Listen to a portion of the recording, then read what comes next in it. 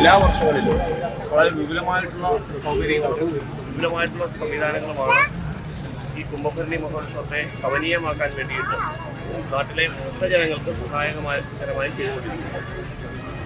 കുടിവെള്ള വിതരണം, അതേപോലെ തന്നെ മെഡിക്കൽ സഹായം, അതോടൊപ്പം തന്നെ ആംബുലൻസ് സർവീസ് അടക്കമുള്ള എല്ലാ കാര്യങ്ങളും ഒരുക്കിക്കൊണ്ട് ഈ വരുന്ന കുംഭഭരണി മഹോത്സവത്തിന് ഇവിടെ എത്തുന്ന എല്ലാ ഭക്തജനങ്ങൾക്കും